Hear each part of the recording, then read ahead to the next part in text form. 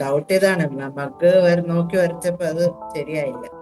Sir ഞാൻ പടം വരയ്ക്കുമ്പോൾ ചില പിക്ചേഴ്സ് എനിക്ക് ഇച്ചിരി കോൺഫിഡൻസോടെ വരയ്ക്കാൻ പറ്റും, ചിലത് വരുമ്പോ ശരിയാവാറില്ല. ഒബ്ജക്റ്റ് പ്ലേസ് ചെയ്ത് വരയ്ക്കണം, അപ്പൊ അല്ല മഗ് പ്ലേസ് ചെയ്ത് വരയ്ക്കുന്നത് എന്ന് ഞാൻ ജസ്റ്റ് ട്രൈ ചെയ്തു, പക്ഷെ അത് ശരിയായില്ല. അത് ഞാൻ കാണിച്ചു തരാം. മനസ്സിലായി മനസ്സിലായി. ആർട്ടിൽ നമ്മുടേതായിട്ടുള്ള കംഫർട്ട് സോൺ ഒരുപാടുണ്ട്. ചിലർക്ക് ചില സബ്ജക്റ്റുകൾ പെട്ടെന്ന് വഴങ്ങും, ചിലർക്ക് ചില സബ്ജക്റ്റുകൾ പെട്ടെന്ന് വഴങ്ങില്ല.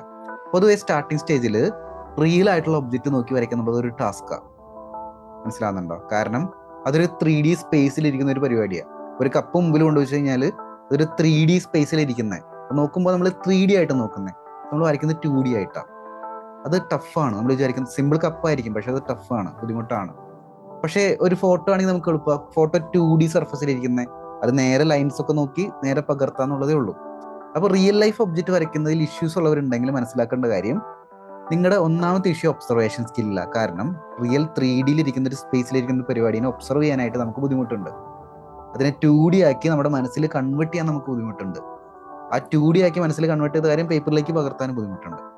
അപ്പോൾ ഇതിനുള്ള സൊല്യൂഷൻ അത് കൂടുതൽ പ്രാക്ടീസ് ചെയ്യുക.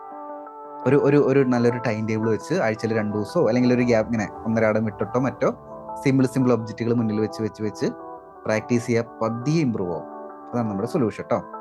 എന്നാലും കണ്ടിന്യൂ, വലിയ ഇഷ്യൂസ് ഇല്ല, വലിയ ഷേപ്പ് ഡിഫറൻസ് ഒന്നും വന്നിട്ടില്ല. സ്റ്റാർട്ടിങ് സ്റ്റേജ് ആണ്. അപ്പോൾ നമുക്ക് അത് കുറച്ചും കൂടി ചിത്രങ്ങൾ വരയ്ക്കുമ്പോൾ നമ്മൾ മുന്നോട്ട് പോകുമ്പോൾ ശരിയാവും. പക്ഷെ നിർത്തരുത്.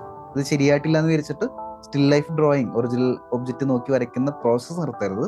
വീട്ടിലിരുന്നു കൊണ്ട് തന്നെ ചിത്രകല പഠിച്ച് നല്ല ചിത്രങ്ങൾ വരയ്ക്കണമെന്ന് ആഗ്രഹമുള്ളവർക്ക് നമ്മുടെ ഓൺലൈൻ ആർട്ട് ക്ലാസിന്റെ കൂടുതൽ വിവരങ്ങൾ അറിയാനായിട്ട് താഴെ ആർട്ട് ക്ലാസ് എന്നൊന്ന് കമന്റ് ചെയ്തോളൂ. അതിനുശേഷം നിങ്ങളുടെ ഇൻബോക്സിലോട്ട് നിങ്ങൾക്ക് യോജിച്ച കോഴ്സ് സെലക്ട് ചെയ്യാനുള്ള നെക്സ്റ്റ് സ്റ്റെപ്സ് ഞാൻ അയക്കുന്നുണ്ടായിരിക്കും. സോ ആ സ്റ്റെപ്പ് ഫോളോ ചെയ്യുക, എന്നിട്ട് ക്ലാസ്സിലോട്ട് ജോയിൻ ചെയ്യാം.